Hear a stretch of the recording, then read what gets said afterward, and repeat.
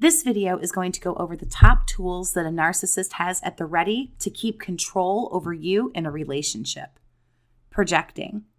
It's interesting to me how highly narcissistic people are literally unaware of how hypocritical they are. And nothing shows this more than when a narcissist chooses to project onto you.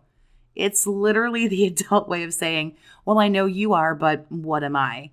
They generally accuse their friends, partners, spouses of doing things that they, in fact, are totally guilty of. And I'm sure you've seen it, Survivor. The cheater accuses you of cheating. The liar calls you a liar. A common one, if the narcissist is good with the anger issues, they're quickly prone to narcissistic rage even. They're going to tell you that you're the one who gets too angry. You flip out. You're out of control. They might also tell you that look at the way you're behaving. You seriously need some kind of help, but a little bit more on that later in the video. Oddly, because what they're accusing you of, they are actually doing, it almost helps them buy into their own bullshit, so to speak. They're buying that own false version of reality, and they are really convincing themselves that you're the one who's guilty of these things that they're throwing at you.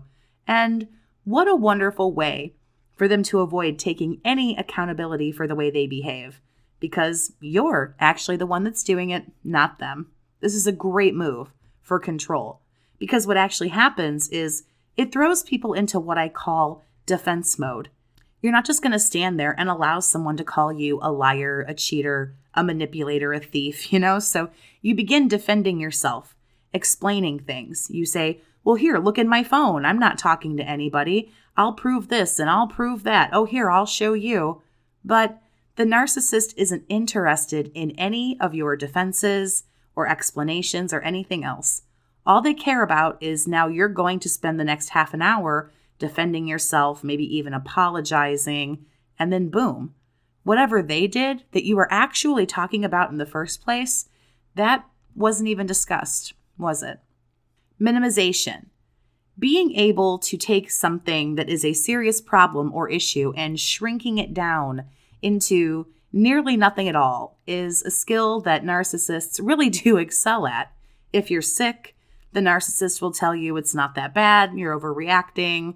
If you're upset, your feelings are going to be minimized.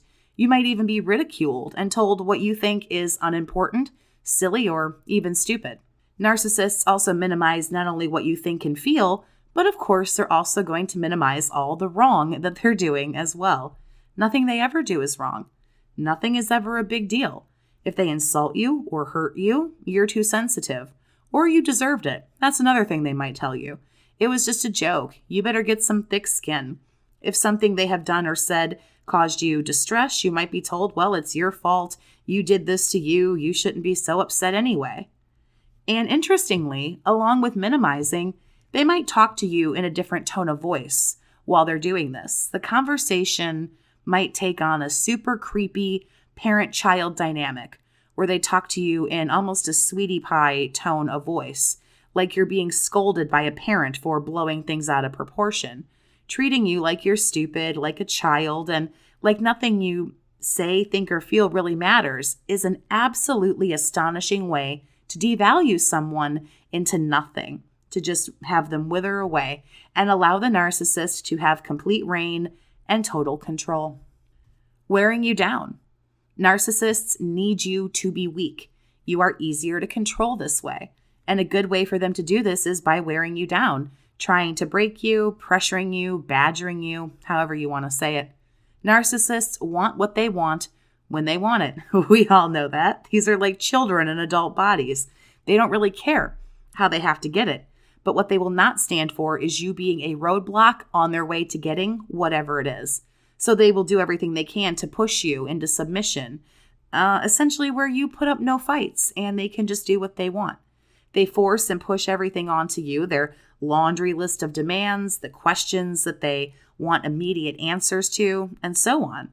If they ask you 1,000,000 times about something, well, you very well just might, out of frustration and probably pure exhaustion, just hurry up and give them whatever answer they want. Yes, here, fine, go, take this, leave me alone. Here, take money, or yes, you can stay here. Yes, you can borrow my car or do whatever. Here, just go. Be quiet. It's very much like they are the child. If they back you into a corner and yell at you and you're wrong, I'm right. You might just say, you know what? Yeah, fine. You're right. I'm wrong. I'm always wrong. Just shut up and go away. You're just going to hurry up and do whatever you need to do to stop the unneeded and frankly unwanted argument. And this is the wear down that they're looking for, where you literally have no fight left in you. You are completely downtrodden and defeated. You're just taking whatever it is they give you. You're dealing with it. And that's what it is. If you would like to talk to me one-on-one and get some counseling and coaching from a survivor who has gone through the healing process and understands exactly what you're going through, you can visit jess-stanley.square.site. There's a link for you down in the description. You can also book chat sessions by just sending an email to bookachatwithjess@gmail.com, and you can get information there. Shaming. We already talked about projection, when a narcissist kind of upchucks all that negative stuff that they do and feel onto you and make it your fault. And the same happens when it comes to shame. Narcissists carry a lot of shame with them, not only for the things that they're doing to people, but for other issues as well. However, what they also have, along with all of that shame, is just a complete and utter lack of self-awareness and self-reflection. It's staggering. So when they're feeling guilty about something, here comes good old narcissism to clean up that mess. And do what? Well, make it your fault. Of course, it's your problem. This is something done yet again to give that fragile little ego that boost that it needs so that they can feel the power and control. Now, see, there's two things here that we have to talk about: appropriate guilt and inappropriate guilt. Appropriate guilt is what happens when we do legitimately do something wrong. If we lie, if we cheat, if we steal, and we feel guilt, that's what we should feel. We did something wrong. But there's inappropriate guilt, where someone, like a narcissist, tries to make you feel guilt or shame for something that you have no business taking responsibility for. You didn't do it. It wasn't your fault. It had nothing to do with you, and so on. The unfortunate reason that it works so well is because a lot of people who get tangled up with narcs have some struggles with codependency. And there is also a thing as codependent guilt. And it can cause people to take responsibility that isn't theirs. And then you go on ahead and maybe throw in some gaslighting, for example, and you might begin to actually feel like you are the one who should feel that shame, the humiliation, the remorse, or the embarrassment. And they will push all that shame off to you and force you to try to deal with it. Gaslighting. I've mentioned it like 4 times throughout the video, so we have to talk about good old gaslighting. As I said, a narcissist needs you to be weak, uninformed, and confused. You're much easier to hold in place and control. And gaslighting causes a person to lose their grip on reality. You really have no idea what's going on. I know I sure didn't. Nothing made sense. And when it's done well enough, you might actually begin to suspect that you are crazy. You do need help. And half the time you think that because that's what the narcissist is telling you. Now, not every narcissist is severely gaslighting to the point of making somebody certifiably insane, but most of them will at least throw out things like, you need help, you're nuts, you're mental, go talk to somebody. I don't know who hurt you. I don't know who didn't hug you enough, but you're taking this out on me and you need to go talk to somebody. You need professional help.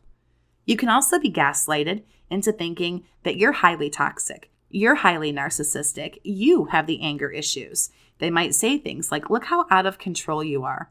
Look at the way you're behaving right now. And again, if this is done enough, the narcissist can get you to just about think anything about yourself that they choose. You might hear things like, you're forgetful, you don't know anything, you're seeing things that aren't there, you didn't hear that right, I never told you that.